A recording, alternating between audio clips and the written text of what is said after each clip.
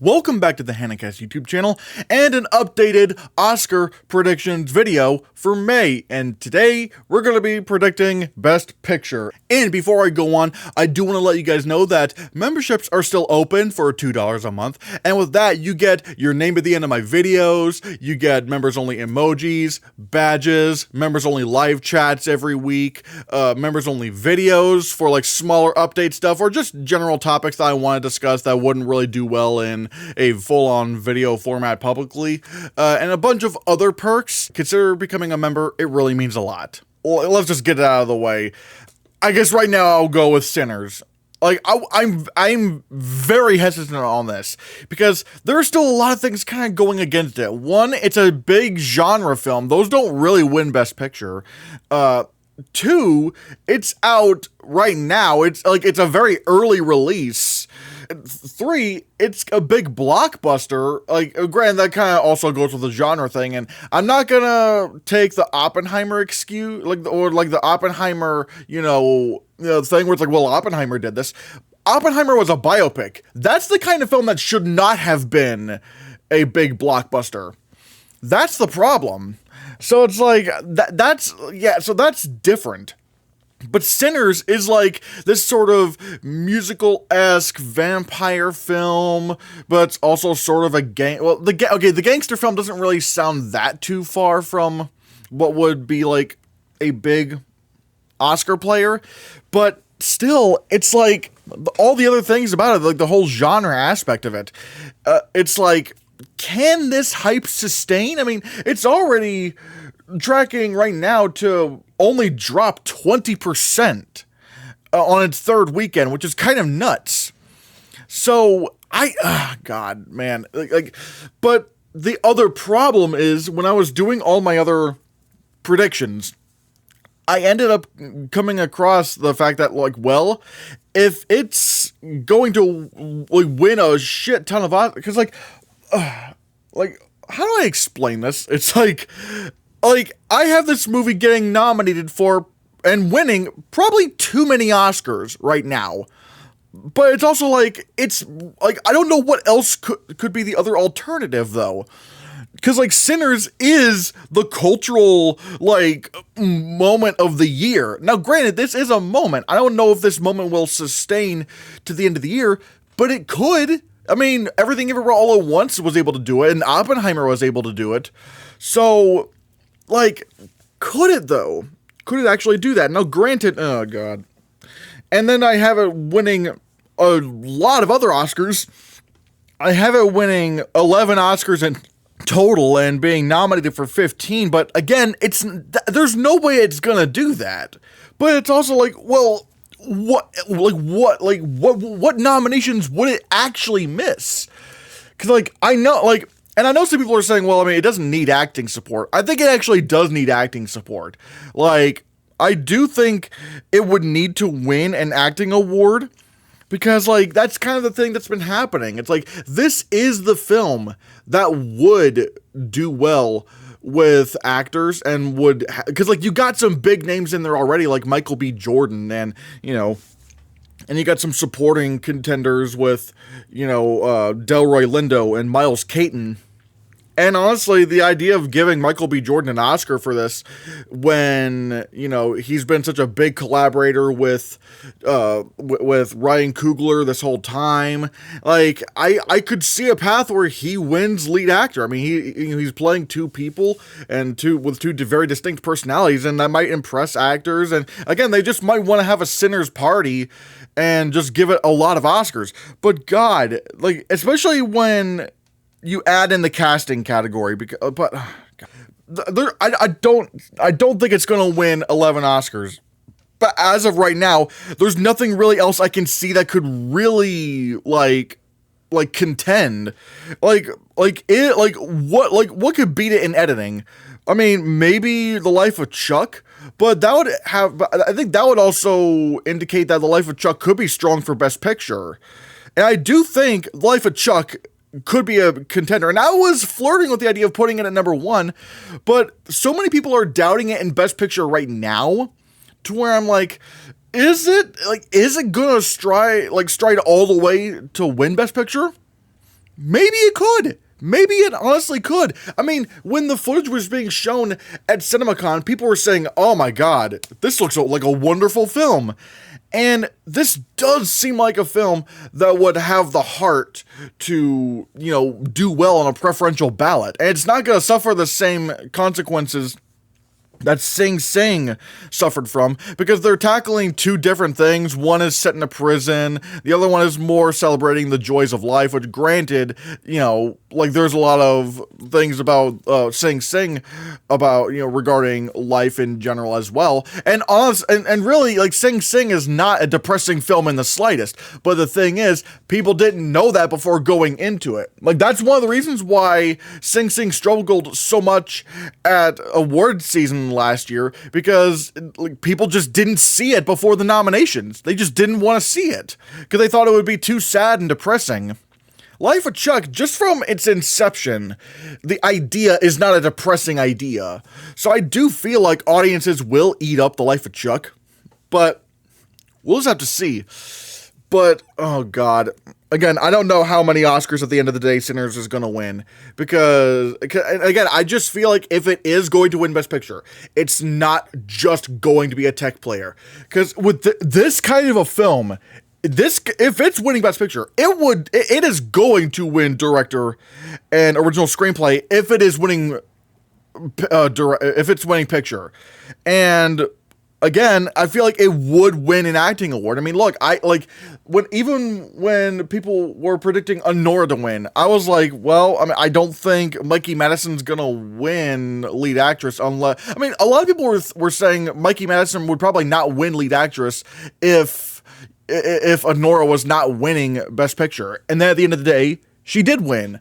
And then there's other, examples of this, like Frances McDormand winning Best Actress for Nomadland. People thought Nomadland was going to win Best Picture and, Director, and it's going to be like, all right, cool, those are the Oscars it's going to get. And I guess people were also predicting cinematography as well, but, people were like, well, it's probably not going to win any acting awards. And then Frances McDormand shows up and wins. It's like, whoa.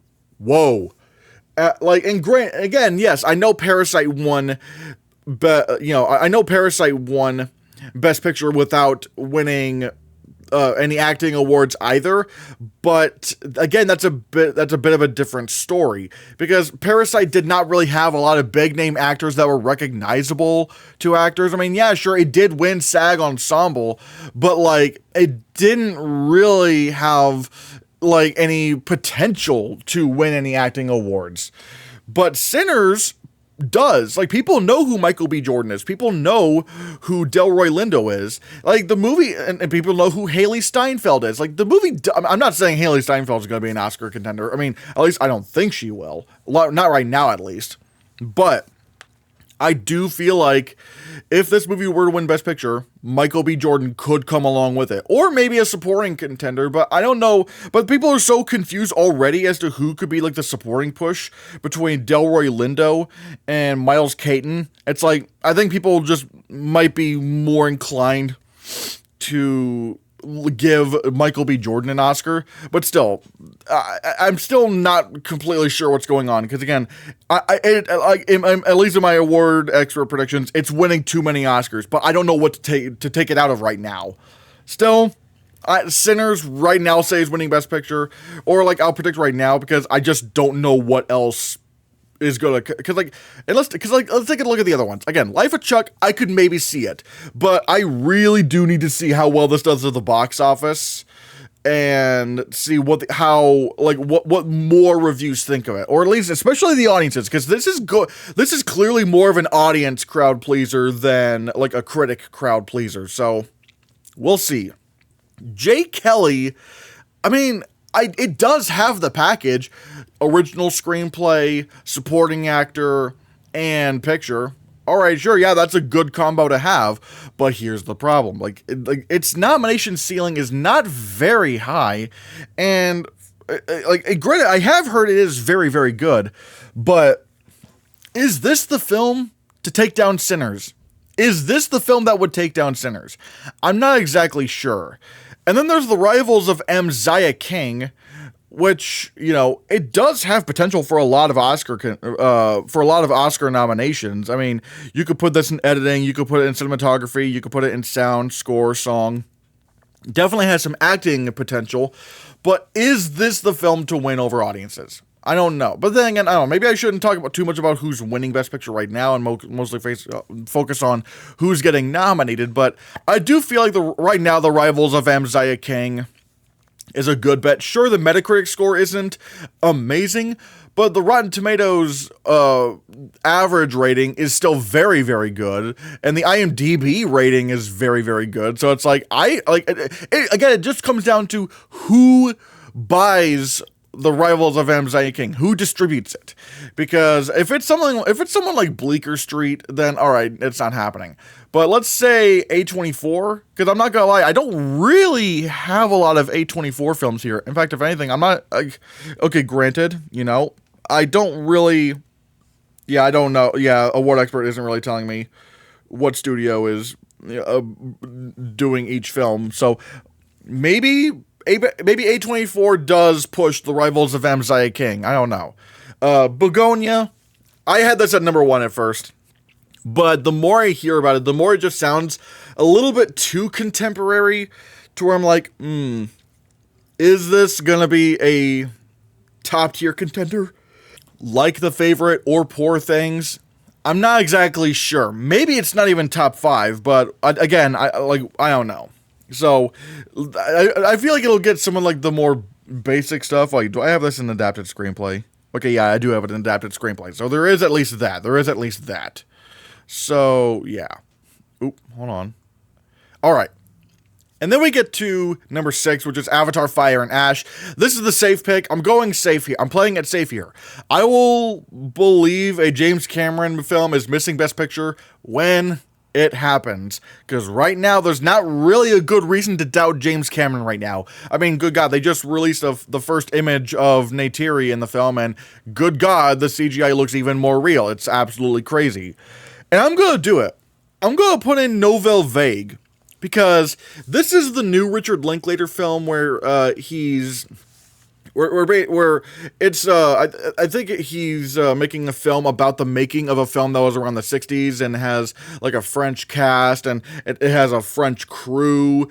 Like pretty much everything about Nouvelle Vague is French except for Richard Linklater himself, which apparently means this film could also be a international feature contender if France submits it, which, ooh, okay. So, yeah.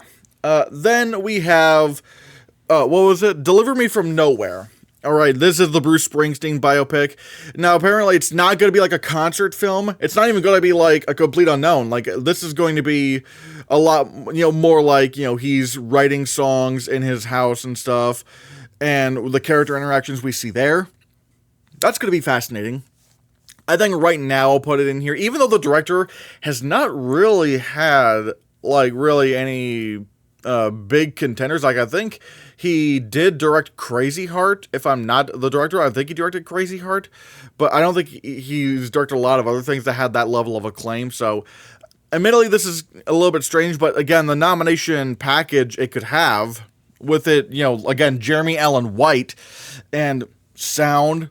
And I should also note, there are so many 20th century films here, not just 20th century films, but also Searchlight. Like, they are pumping shit out. Like, it's funny, last year I was like, the only real contender I could see is A Complete Unknown, and granted, A Real Pain was also in contention, but like, those are the only two.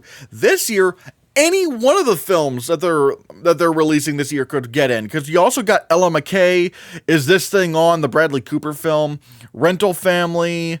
I mean, my God, there's so many like films that they could have in here, and that's why I have them so close beyond. Actually, we'll talk about those a little bit here in a bit, but still.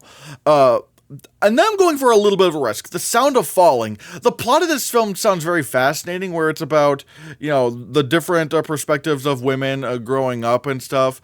And, like, And I don't know, this sounds like something interesting. Because I'm not gonna lie, I still think going with sentimental value, granted, I'm also going with sentimental value, but sentimental value feels like too easy to predict to win the Palme d'Or. It sounds a little bit too easy. So I am very curious as to if it's actually going to come out of the Cannes Film Festival being a big Oscar player. We'll have to see. But, however, yeah, that's kind of what I'm thinking. That's kind of what I'm wondering. Then, yeah, oh yeah, and yeah, but yeah, The Sound of Falling, and also, like, I'm also kind of looking around, like, there's not really a lot of, looking through this list, there's not really a lot of legit, opportunities to nominate women directors. It's kind of hard to find them. Do I really think the Catherine Bigelow film is going to get nominated and be a big Oscar player? I don't know. So, they might want to look around, and, The Sound of Falling could be that film. And, and I think there's other films as well, but, we'll get to those when we get to those. So that's what I'm kind of wondering. Although, granted, if this is true, I have 3 international films in Best Picture, and could that happen? Maybe? I'm not exactly sure. I mean, I'm trying to figure out what's the best bet to go with. Again, Nouvelle Vague sounds like something so different from Richard Linklater, but yet probably in a way that would appeal to the Academy, because I can already see the cinematography nomination, the costume design, the production design, the acting possibilities. So I am keeping my eye on that. I'm keeping my eye on The Sound of Falling and Sentimental Value. And, Cannes Film Festival's around the corner, and, I'll definitely, give my thoughts on what people are talking about with those, how these movies are being received. So there is that. Then we get to Ella McKay. Oh, this is tempting. This is really tempting, especially since maybe I should take Jamie Lee Curtis out right now if I don't have it in picture, but here's why I'm really wanting to take Ella McKay seriously. Sure, it is James L. Brooks. He has not made a film since How Do You Know, and no one liked that movie. But, however, I think it's Searchlight. Searchlight recently, pushed this film, from its September release date to December. That's a good sign. That is a good sign that they have confidence in this film. But I guess the problem I'm facing is that, is it going? Can I squeeze it into the, Best Picture 10? Could I squeeze it into original screenplay?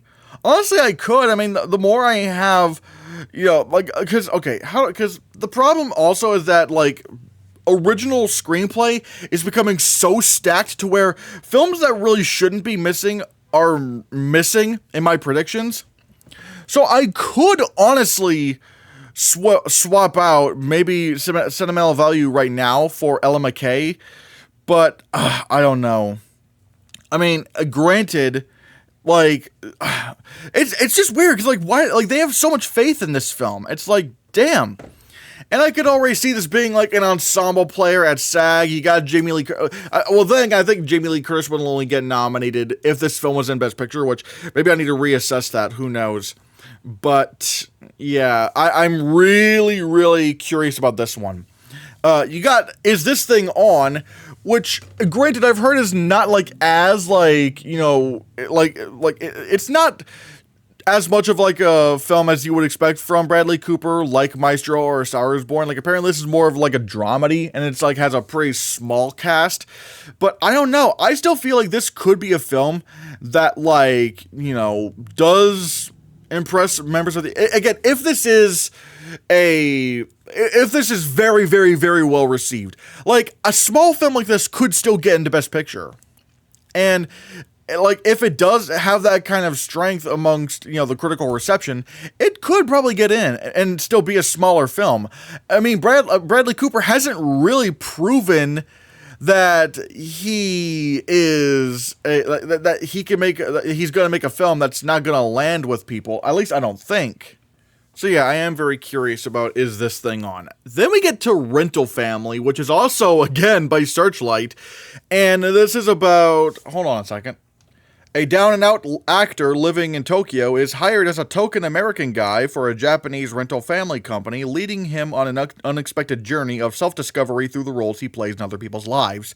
This does sound like a crowd pleaser, and if this is at TIFF, I mean, it's probably going to be at TIFF, but I do want to look out for this film. I really, really do. God, but again, like, Searchlight and Fox have so many movies coming out. Like, there's no way they're going to get, like, there's no way they're going to get 3 movies in Best Picture. Like, no way. That'd be crazy. Or more. God. After the Hunt, I have taken out because, I don't know, I think because there's so much more competition from studios that these films do sound very Oscar appealing, whereas after the Hunt, I mean, at the end of the day, it still is Luca Guadagnino, and the only film he's ever gotten nominated into the Oscars, at least, like, was Call Me By Your Name. Like, okay, granted, I think he had, like, an international film get in one time, but I think? I'm not exactly sure. But still, it's like, after Call Me By Your Name, none of his films got Oscar nominations, and I think I may have to, like back off of After the Hunt. I'm not gonna lie. I think I do want to back off of this because, again, so much of the other competition just sounds more enticing for Best Picture.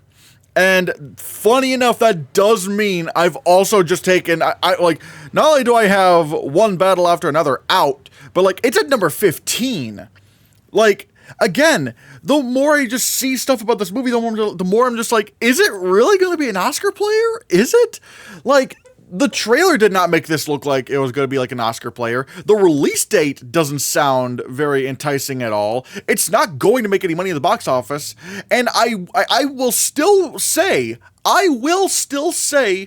that when this movie flops, it's not a matter of if, when this movie flops, that will absolutely hurt its Oscar chances. They are not going to, like, especially now since Warner Brothers has Sinners, and yes, sure, they can technically get more than one movie in, sure, but not if they're both bombs. I mean, if One Battle After, obviously Sinners, I don't know why I said both, but not if one of them bombs. Like, one of these films is, like, one of the biggest box office successes of the year, and is still doing very well and has very strong legs, and the other one, it doesn't, like, the other one is probably going to be one of, like, the biggest box office disasters of the year, given its high budget and, like, seemingly low appeal towards general audiences. And it's like, if this movie bombs, they're not going to want to push it. I guarantee you that would happen if this movie fails at the box office, because,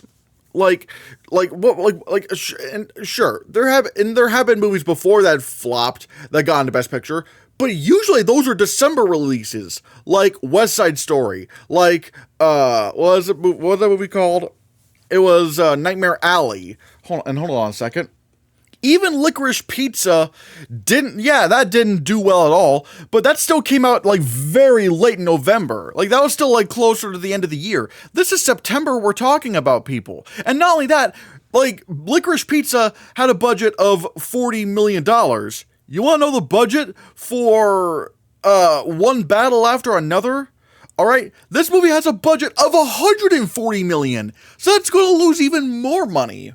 So, with that in mind, is this movie, like, if this movie flops, the studio's going to go, well, we're definitely not going to push this film. It lost so much money.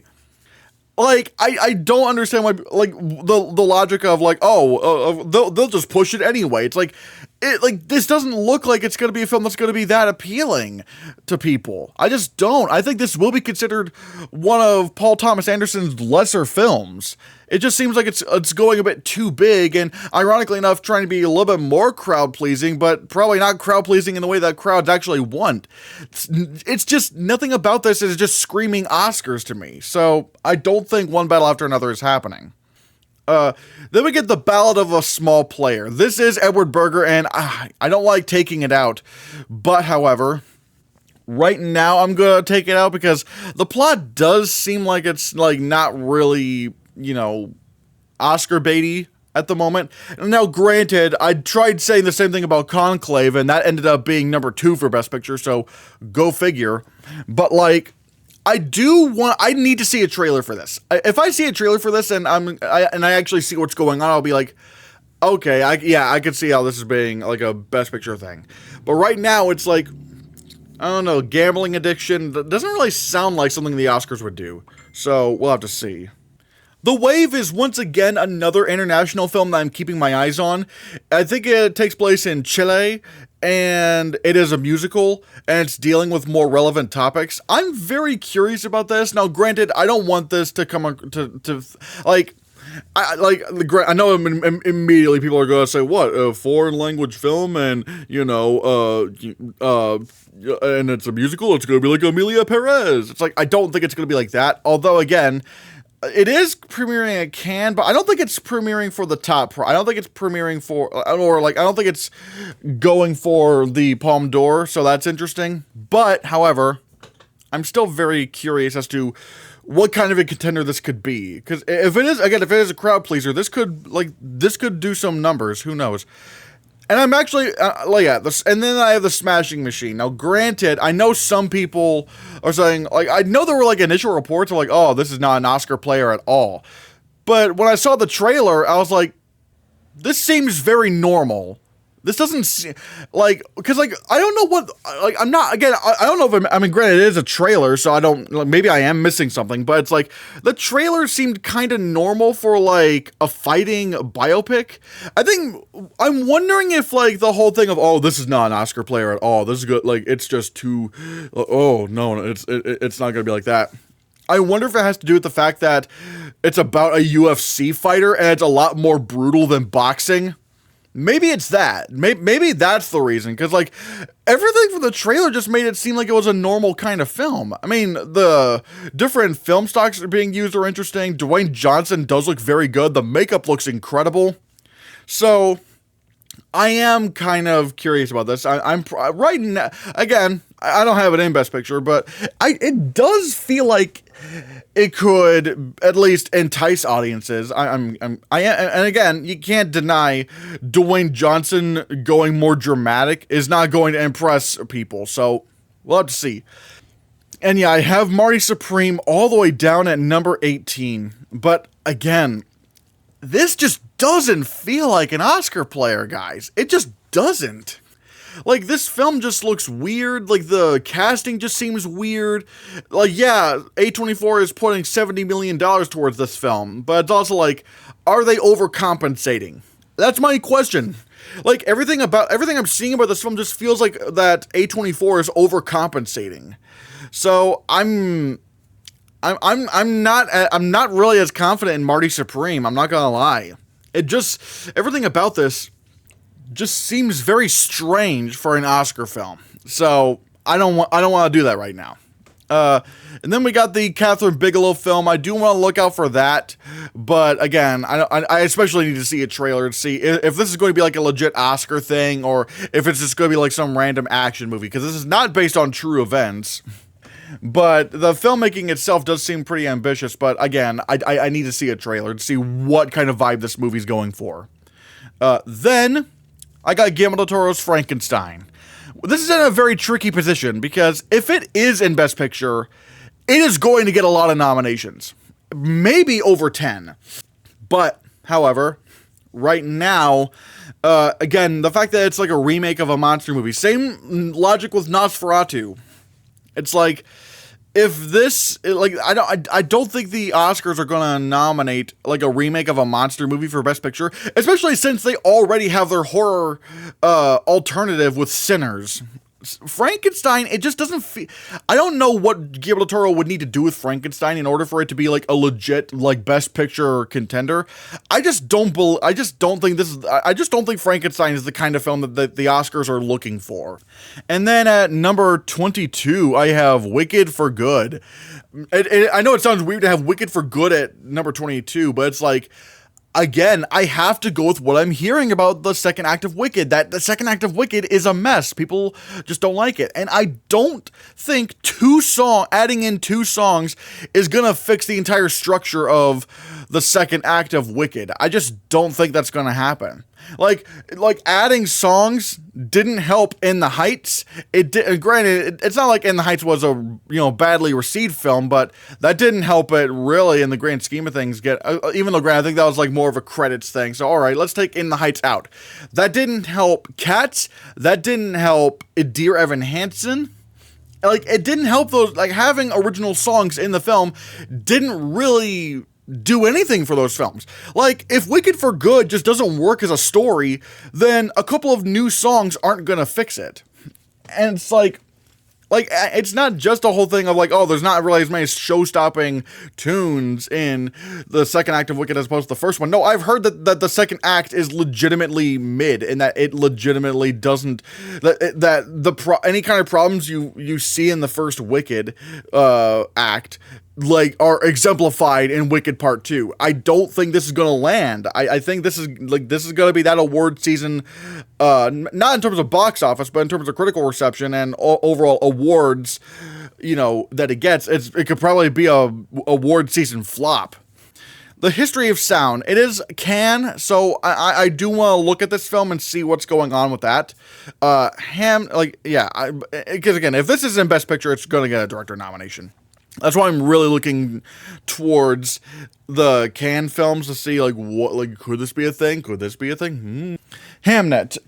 This is Chloe Zhao's new film. I don't know. Again, I don't really know about Hamnet because it doesn't feel like, or at the very least, we've always seen what happens when, there's like a big director and their next film comes along and, first, they win Best Picture of the Oscars, or they win Best Director, and they have a big night, and then the next few films after that don't really land. And I don't know if I can, then again, I guess you could say Eternals was kind of her fault, because, that was literally, Kevin Feige said that was literally the first time he just let a director do their own thing with the film, and he was hands off of it. And it just kind of felt like, well, if this is Chloe Zhao's actual vision for Eternals, then maybe it's not that great. At least for most people. I mean, I really liked Eternals, but that's clearly for a lot of people, they did not like it. And I don't know.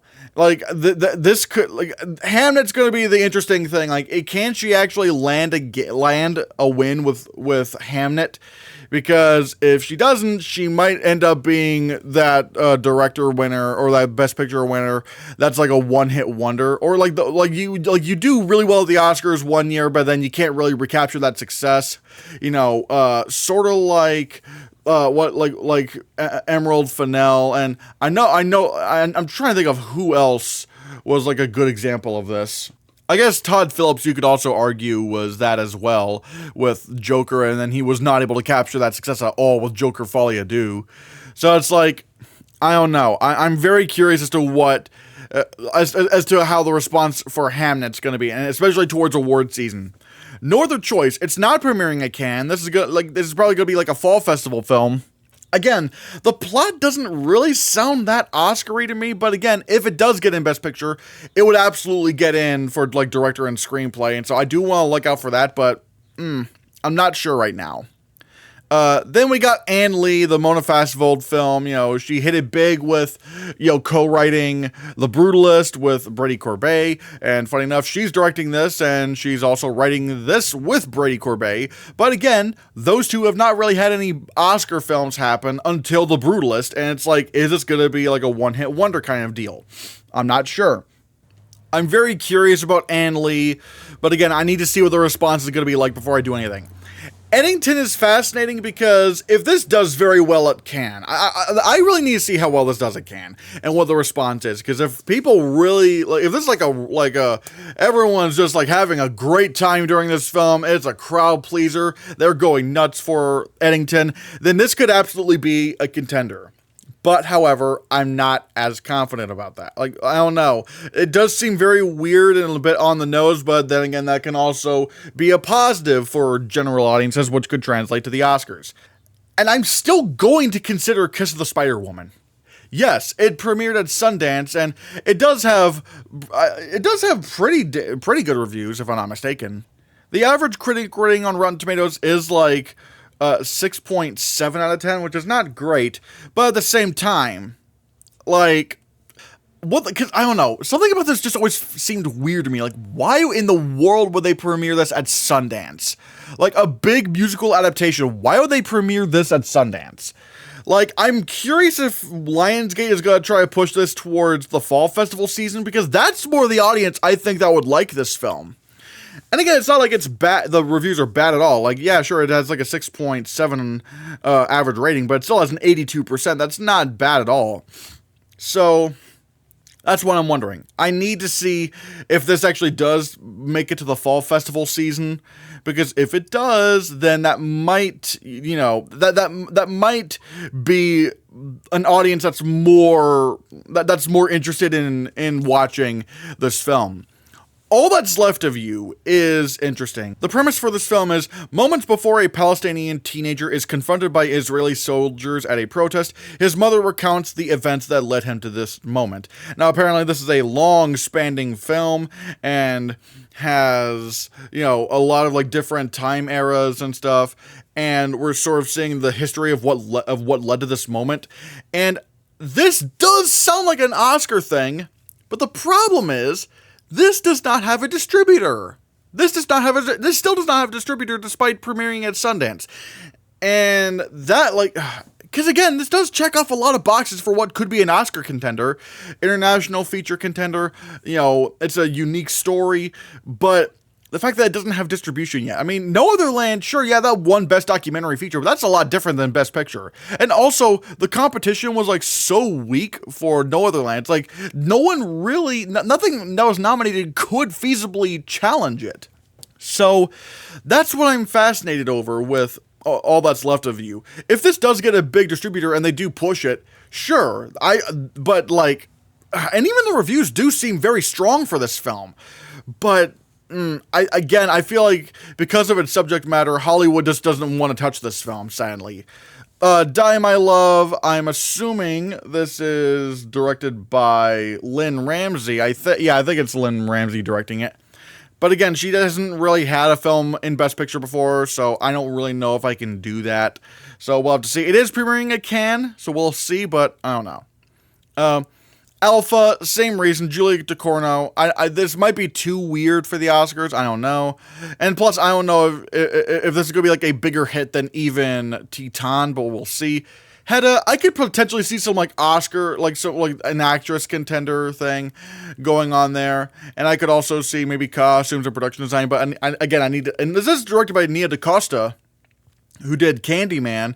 So I am curious, but again, I'm not exactly sure.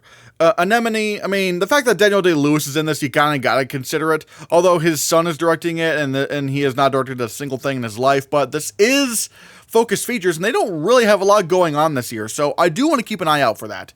The Phoenician Scheme, I've been hearing whispers that this is like one of Wes Anderson's better films, so I do want to, you know, pay attention to it once Cannes comes around, but I need to see.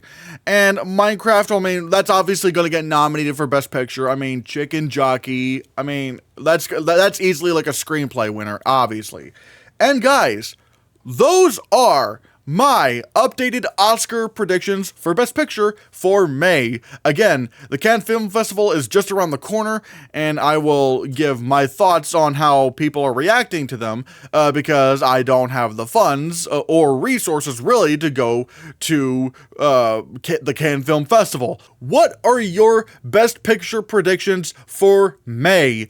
Let me know in the comments below what you think. Thank you so much for watching, and be sure you hit that subscribe button, because if you don't, you're going to be sinning forever.